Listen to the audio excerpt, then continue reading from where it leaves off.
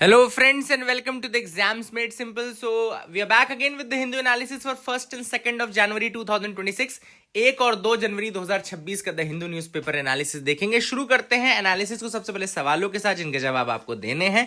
बहुत ही आसान 2 सवाल हैं क्योंकि 2026 के पहले सवाल पूछ रहा हूं मैं, तो आसान सवालों से शुरू करेंगे। In Rig Vedic society the term vish primarily denoted, जहर नहीं था इसलिए आंसर जहर मत करना। Options are A tribal king, B priestly clan, C a group of many villages under a head and D a warrior elite group. So this was the first question. I hope you will be able to answer. और like जरूर करें यार, like और comment share जरूर करें। कल मैं video नहीं बना पाया तो ऑब्वियस सी बात है, परसों रात में मैं थोड़ा टाइम लेट हो गया था इसलिए कल नहीं बना पाया, but I will be making videos every day, don't worry about that.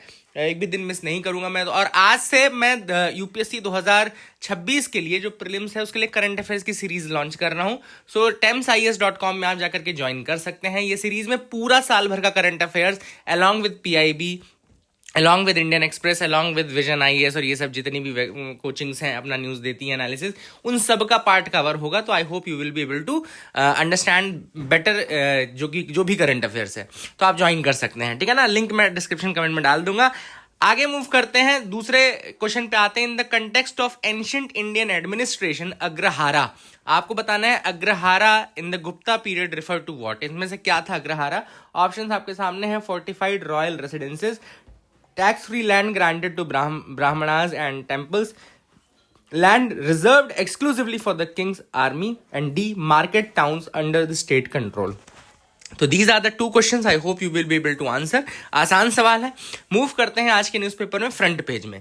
Front page की पहली न्यूज़ है, सबसे बड़ी न्यूज़ है, वो है टोबैको टैक्स। टोबैको टैक्स क्या है? तो यूनियन फाइनेंस मिनिस्ट्री ने इशू की है एक series of notifications that will give effect to a new taxation regime for tobacco products from 1 February. 1 फरवरी से टोबैको प्रोडक्ट्स के ऊपर लगने वाले टैक्सेशन के रिगार्डिंग बहुत सारे नोटिफिकेशंस हैं जो कि मिनिस्ट्री ने निकाले हैं। जैसा कि आप देख सकते हैं, the ministry has notified that the provisions of health security से नेशनल सिक्योरिटी एक्ट 2025, क्या नोटिफाई किया है? कौन सा एक्ट?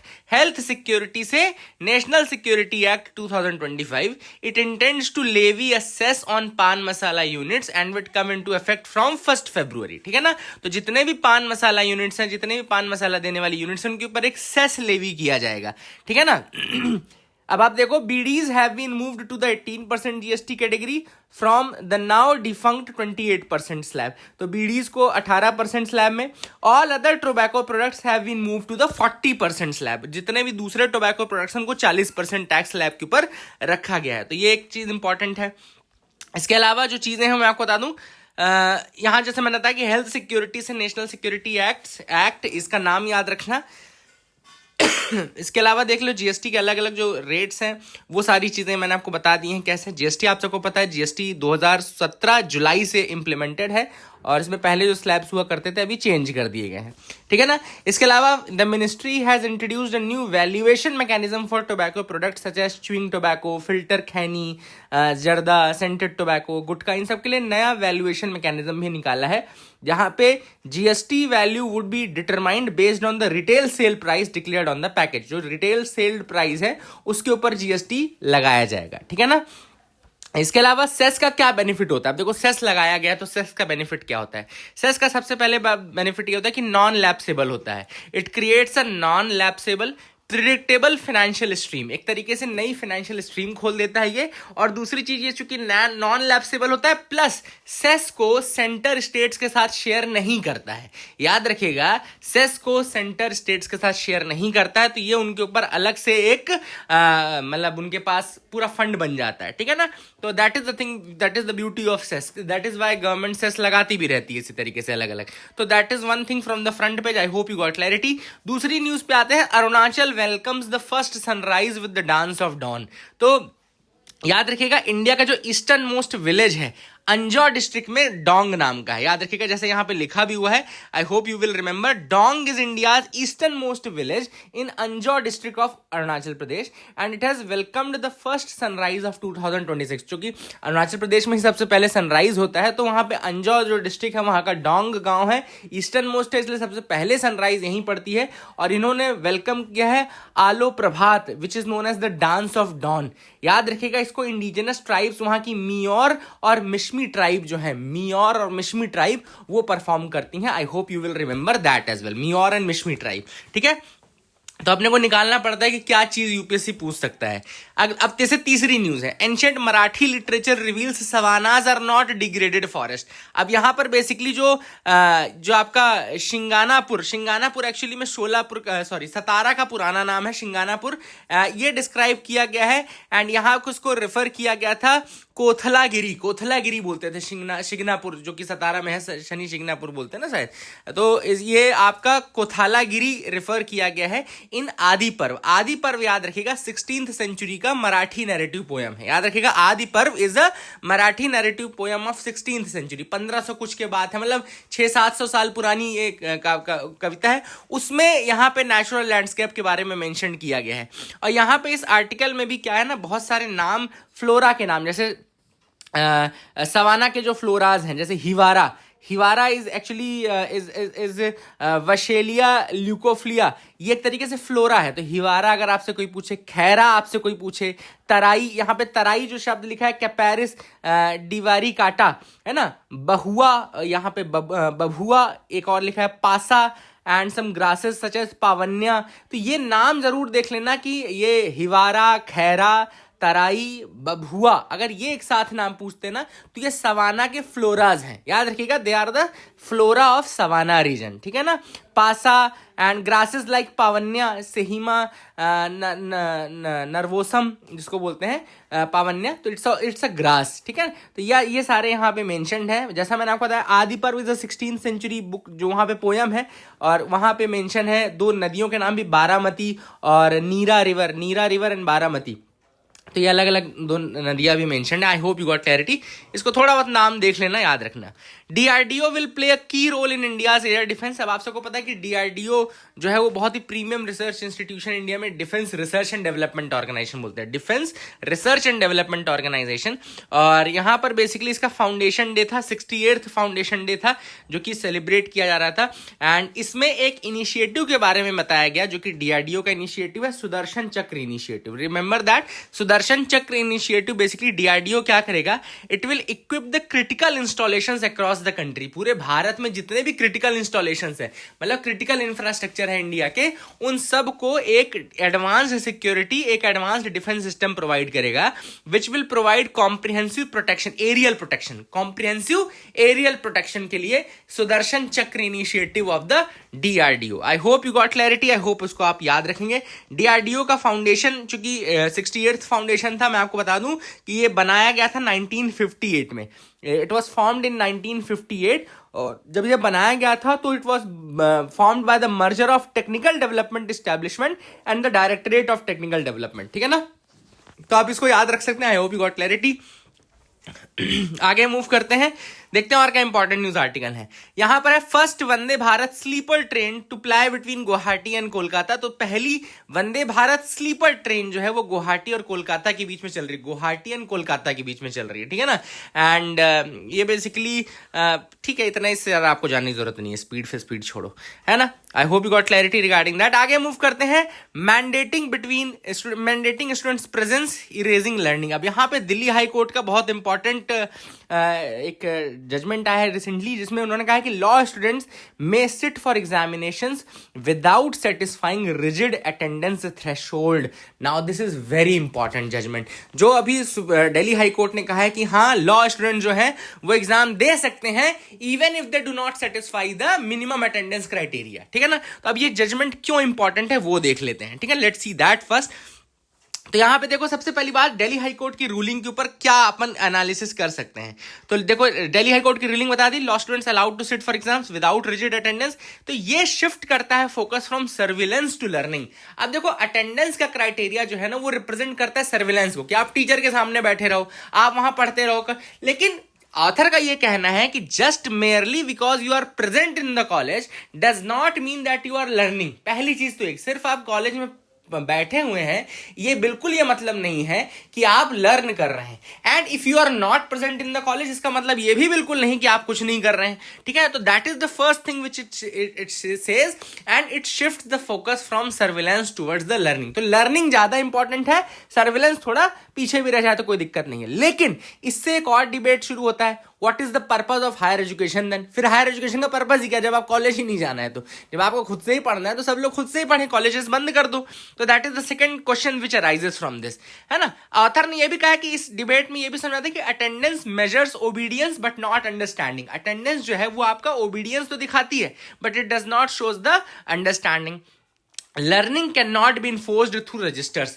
लर्निंग को आप रजिस्टर्स के थ्रू इन्फोर्स नहीं कर सकते। And university should invite inquiry not compel presence, है ना। तो आप इंक्वायरी को प्रेफरेंस दीजिए, प्रेजेंस को प्रेफरेंस मत दीजिए, ठीक है ना। यहाँ पे ऑथर ने अटेंडेंस पुलिसिंग टर्म यूज किया है यहाँ पे, क्योंकि अटेंडेंस पुलिसिंग बहुत ज्यादा कारगर नहीं होती। Students are not vessels but co creators of meaning, है ना। Knowledge emerges through questioning, debate, critical imagination, है ना। ऑथर ने यह भी कहा कि लेकिन एम्प्टी क्लासरूम भी अगर है ना तो वो सिग्नल करती है इंस्टीट्यूशनल फेलियर को। It's not students apathy. अगर आप एक लर्निंग को इंटरेस्टिंग बनाएंगे, अगर आप लर्निंग को थोड़ा इंक्लूसिव बनाएंगे, रोट लर्निंग पे फोकस नहीं करेंगे, या जो हमारे यहाँ नॉर्मल जो प्रोटोकॉल्स चलते हैं स्कूल्स या कॉलेजेस के कि भाई वन वे कम्युनिकेशन है, टीचर्स बताते जा रहे हैं, ज्यादा क्वेश्चंस को इंटरटेन नहीं कर रहे हैं या फिर ज्यादा पार्टिसिपेशन को इंटरटेन नहीं कर रहे हैं, तो फिर क्लासरूम्स तो खाली ही रहेंगी ना। तो एक्चुअली में empty classroom signal institutional failure, it is not student apathy, है ना। Now the ruling is why the ruling matters because it breaks the myth that presence means engagement.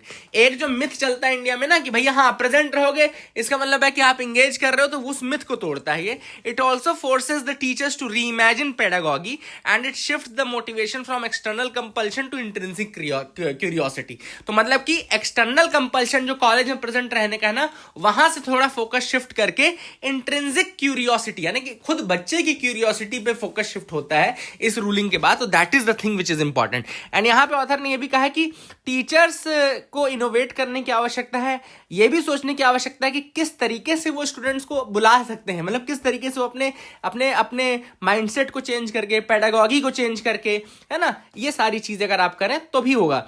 And the true university वो होती है जहां learning is restless, it is dialogic and risk taking, है ना।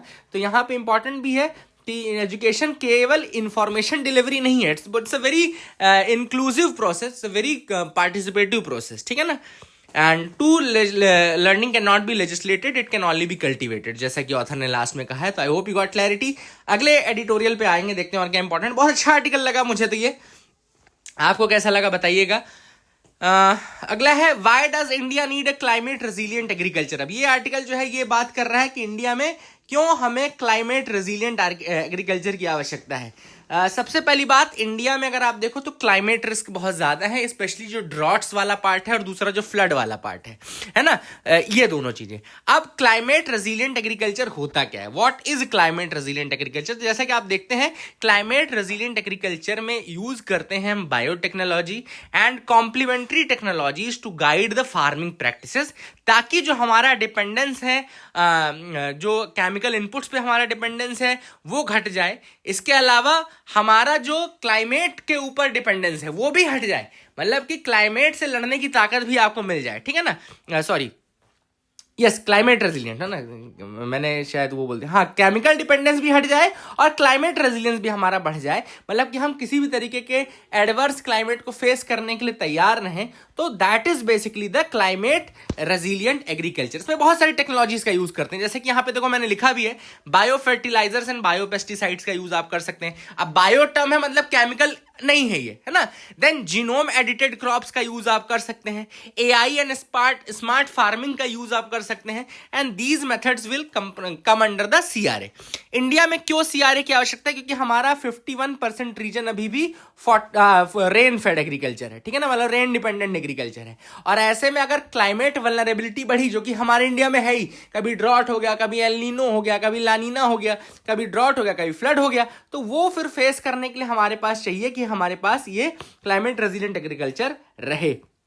इसके अलावा अगर आप देखें कुछ पॉलिसीज हमारी हैं, कुछ हमारे इंस्टीट्यूशंस है, जैसे Indian council of agriculture research जो ICAR है। इसके अलावा national mission on sustainable agriculture भी चल रहा है। बायो E3 पॉलिसी, अभी biotechnology related bio E3 policy भी आई थी। इन सभी ने क्लाइमेट रेजिलिएंट एग्रीकल्चर के बारे में बताया, बट कुछ चैलेंजेस हैं, जैसे कि हमारे यहाँ स्मॉल फार्मर्स बहुत ज्यादा है तो वो अडॉप्ट नहीं कर पा रहे हैं। डिजिटल डिवाइड बहुत ज्यादा है, क्योंकि हमने देखा technology dependent, heavily technology dependent है ये, और ऐसे में डिजिटल डिवाइड के कारण हम हर जगह नहीं लगा सकते। देन इनपुट क्वालिटी इशू है, हमारे यहाँ इनपुट में भी जो हमारे यहाँ रॉ मटेरियल्स यूज हो रहे हैं वहां पे भी इशूज हैं। तो हम किस तरीके से कर सकते हैं वे फॉरवर्ड? तो वे फॉरवर्ड है CRA पॉलिसी रोड मैप। पहले तो हम एक क्लाइमेट रेजिलिएंट एग्रीकल्चर पॉलिसी बनाएं, then finance and insurance support provide करें स्मॉल फार्मर्स को भी and all, advanced seeds and technology हम दें, and better implementation. These are the methodologies through which we can do this, है ना। I hope you got clarity. आगे move करते हैं, देखते हैं और क्या इंपॉर्टेंट न्यूज आर्टिकल है। तो आगे मुझे ऐसे तो यहाँ पे कुछ खास नहीं दिख रहा। यहाँ पे Bulgaria adopts the euro nearly 20 years after joining European union. तो बुल्गारिया जो कि यूरोपियन यूनियन का तो मेंबर था, देखो एक डिफरेंशिएशन जरूरी है, यूरोपियन यूनियन का मेंबर था बट यूरोजोन का मेंबर नहीं था, याद रखेगा, it was not the member of eurozone. Eurozone actually में अभी तक 20 कंट्री हुआ करती थी, अब ये बुल्गारिया के ज्वाइन करने के बाद 21 कंट्री हो जाएंगी। ये वो 21 कंट्री हैं जो यूरो को यूज करती हैं, ठीक है ना। यूरोजोन मतलब यूरो एज अ करेंसी को यूज करती हैं। बुल्गारिया अभी तक जो करेंसी यूज कर रहा था वो करेंसी थी लेव, है ना, याद रखिएगा, लेव यूज कर रहे थे, but now they have closed this.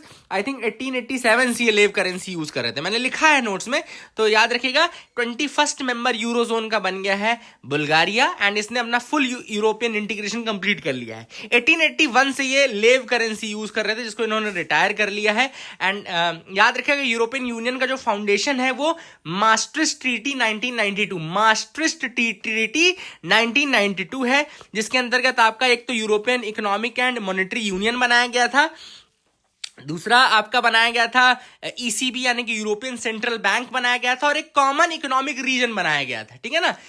Eurozone वो एरिया है जहां पे यूरो ऑफिशियली यूज होती है एज अ करेंसी, है ना। इसमें 21 मेंबर अब हो गए हैं after the inclusion of Bulgaria, तो ये काफी इंपॉर्टेंट न्यूज है। I hope you got clarity regarding that, ठीक है ना। तो ये तो रहा आज का पूरा एनालिसिस। कल के एनालिसिस का मैं कुछ जो इंपॉर्टेंट पार्ट है वो आपको जरूर बताना चाहूंगा।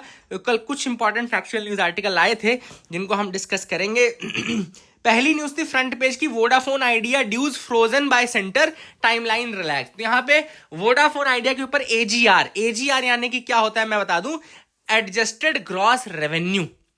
याद रखिएगा एक मैकेनिज्म चलता है टेलीकॉम में AGR का। AGR क्या होता है? Adjusted gross revenue. एक फी शेयरिंग मैकेनिज्म है, फीस को शेयर करने का मैकेनिज्म है between the government and the telecom companies. तो गवर्नमेंट और टेलीकॉम कंपनीज के बीच में जो रेवेन्यू शेयरिंग होती है फीस की, वो AGR एडजस्टेड ग्रॉस रेवेन्यू के मैकेनिज्म से होती है। 1999 में इंडिया का जो टेलीकॉम सेक्टर था, it shifted from a fixed licence fee model to a revenue sharing fee model. तो हमारे यहाँ 1991 में जब हमने रिफॉर्म्स किए ना, तो पहले एक फिक्स्ड लाइसेंस फी मॉडल चलता था, मतलब फिक्स लाइसेंस भी लगाई, वो दिया हो गया। फिर 1991 में जब हमने रिफॉर्म किया तो हम मूव कर गए to a revenue sharing model. अब रेवेन्यू शेयरिंग मॉडल में गवर्नमेंट टेलीकॉम ऑपरेटर ने एक एग्रीमेंट ये किया कि टेलीकॉम कंपनीज एक परसेंटेज शेयर करेंगे with the government as licence fee and as SUC यानी कि स्पेक्ट्रम यूसेज चार्ज, है ना। तो स्पेक्ट्रम जो होता है ना, मतलब कि जो फ्रीक्वेंसी यूज करते हैं टेलीकॉम कंपनीज, उसके यूज के लिए एक परसेंटेज वो शेयर करेंगे गवर्नमेंट के साथ, और लाइसेंस फी में भी कुछ परसेंटेज वो शेयर करेंगे। इसको हम बोलते हैं AGR, ठीक है ना। तो ये जो आइडिया वोडाफोन का इशू है वो AGR की डेफिनेशन का है, ठीक है। डिपार्टमेंट ऑफ टेलीकम्युनिकेशन ये कहता है कि AGR में telecom and non telecom revenue दोनों जुड़े। इशू समझ लेना, इशू ये है कि AGR जब आप कैलकुलेट कर रहे हो तो उसमें telecom plus non telecom revenues भी आप जोड़ो, और टेलीकॉम ऑपरेटर्स का ये कहना है कि हम केवल कोर टेलीकॉम सर्विसेज का रेवेन्यू जोड़ेंगे, बाकी हम रेवेन्यू नहीं जोड़ेंगे, ठीक है ना। सो that is the thing which is the issue idea Vodafone वाला। तो I hope you got clarity. आगे मूव करते हैं, देखते हैं क्या इंपॉर्टेंट है आगे। यहाँ पे second edition of India UAE military exercise concludes in Abu Dhabi. Exercise का नाम है डेजर्ट साइक्लोन। तो कौन सी कंट्रीज इन्वॉल्व हैं याद रखिएगा, इंडिया और यूएई की एक्सरसाइज है, एक्सरसाइज डेजर्ट साइक्लोन 2 याद रखिएगा, इंडिया और यूएई के बीच में है, यूनाइटेड अरब एमिरेट्स। तो ये भी इंपॉर्टेंट है। I hope you got clarity regarding that as well. आगे देख लेते हैं, ban on oral formulations of nimesulide over 100 mg। तो 100 mg से ऊपर का जो निमोसलाइड है उसके ऊपर बैन लगा दिया गया, उसके मैन्युफैक्चरिंग सब पे। एंड निमोसलाइड एक याद रखिएगा non steroidal anti inflammatory drug है which is used for pain relieving. Nimesulide is a non steroidal anti inflammatory drug used for pain relieving, anti inflammatory and fever reducing effects. It is a prescription medication, यानी कि prescription के बाद ही आपको मिलती है। And it's intended for second liner treatment, मतलब जब पहली मेडिसिन फेल होती है ना तब आपको निमोसलाइड दी जाती है। तो मिनिस्ट्री ने इसका बैन कर दिया है, manufacture, sale and distribution of oral formulations citing serious risks to health, याद रखिएगा। And central government is satisfied that use of all oral formulations containing nimesulide above 100 mg, 100 mg से ऊपर के सारे ऐसे ओरल फॉर्मुलेशंस जिसमें निमोसलाइड हो उसको आप, वो रिस्की है, which involve the risk of human beings and वो सेफ नहीं है, इसलिए आप उनके अल्टरनेटिव्स यूज करें, उनको ना प्रोड्यूस करें, ठीक है ना। और ये जो होता है ये पावर है under the section 26A of the drugs and cosmetics act 1940। Drugs and cosmetics act 1940 के सेक्शन 26A के तहत ये पावर है। I hope you got clarity regarding that as well, ठीक है ना। I hope you got clarity, आपको समझ में आ गया होगा। इधर तो ऐसी कोई खास न्यूज़ नहीं थी। म्यांमार की मिलिट्री को तात्मा दौ कहते हैं, ये भी आप याद रखना। अब जो थोड़ा मैंने कुछ 1-2 मार्क किए थे, मैं देख लेता हूँ, अगर वो UPSC exam point of view से इंपॉर्टेंट है तो ही मैं आपको बताऊंगा। India status as a world rice leader. India ने ओवरटुक किया है चाइना को as the world's largest producer of rice this year, याद रखिएगा, ये भी याद रखिएगा। India is the world's largest rice producer now, and ये भी इंपॉर्टेंट आपको याद रखना है, ठीक है ना। But many rice farmers in the country's agriculture heartland are in less celebratory mode. There is a widespread concern that rice crops are unsustainably draining India's already low aquifers. हाँ देखो, यही है कि हम राइस में तो सबसे ज्यादा बड़े प्रोड्यूसर बन गए, लेकिन राइस जो है वो वाटर एक तरीके से बहुत ज्यादा लेता है। राइस हो गया, शुगर केन हो गया, वाटर बहुत ज्यादा, पानी का यूज बहुत ज्यादा होता है, इसलिए वाटर हमारे यहाँ ऑलरेडी एक्विफर का लेवल कम है, पानी का लेवल कम है बहुत जगहों में, तो वहां पे और कम होता जा रहा है। So that is the issue which is there. I hope you got clarity, ये भी इंपॉर्टेंट है। Centre pre publishes the draft rules for 4 labour codes. तो जो 4 लेबर कोड्स थे उनके रूल्स प्री पब्लिश कर दिए गए हैं। आई थिंक 45 दिन का टाइम दिया गया है पब्लिक को कि आप रिस्पॉन्ड करें, इसके बाद इन रूल्स को पास किया जाएगा, ठीक है ना। तो इन रूल्स में क्या क्या है, दे define workers, wages, type of employment, gratuity, bonus, social security of workers, gig workers को भी इंक्लूड किया गया है। तो दैट इज द थिंग। इसके अलावा under the new draft rules the minimum wage rate of wages will be fixed on criteria of the standard working class family. एक standard working class family के criteria से determine किया जाएगा minimum wage, जिसमें दो children, एक spouse included रहेगा, and from the earning employ, एक एम्प्लॉय अर्न कर रहा हो, ठीक है ना। While fixing the minimum rate of wages the union government will also take into account the geographical area, experience in the area of employment and level of skill required. तो ये भी देखा जाएगा कि कौन सी जगह पे काम चल रहा है, क्या स्किल्स रिक्वायर्ड है, ये सारी चीजें मेजर की जाएंगी, तब मिनिमम वेजेस निकाले जाएंगे। फ्लोर वेज, जो मिनिमम फ्लोर वेज है, उसके लिए rules have proposed a central advisory board. एक सेंट्रल एडवाइजरी बोर्ड बनाया जाएगा which will take into account the minimum living standards, जो कि मिनिमम लिविंग स्टैंडर्ड के बाद एक फ्लोर वेज रेट बनाएगा। इसके अलावा एक नेशनल सोशल सिक्योरिटी बोर्ड बनाया जाएगा with representatives from unorganized sector workers as well as employers as well as government। तो वो नेशनल सोशल सिक्योरिटी बोर्ड जो है वो सोशल सिक्योरिटी जो बेनिफिट्स हैं वर्कर्स को फ्रॉम ऑर्गेनाइज्ड और अनऑर्गेनाइज्ड उनके बारे में, प्लस गिग वर्कर्स के बारे में दिया जाएगा। गिग वर्कर्स के लोग भी मेंबर्स के रूप में रहेंगे। आई hope you got clarity regarding that. Trade unions के बारे में भी रूल्स हैं। तो ये सारे रूल्स बहुत इंपॉर्टेंट नहीं है अभी आपको पढ़ने सारे, बट हाँ इनके ऊपर 45 दिनों में वो देना है। So that is it for the day friends. I hope you like our video. Please like and subscribe, keep loving us, keep sharing us. Thank you. Have a nice day.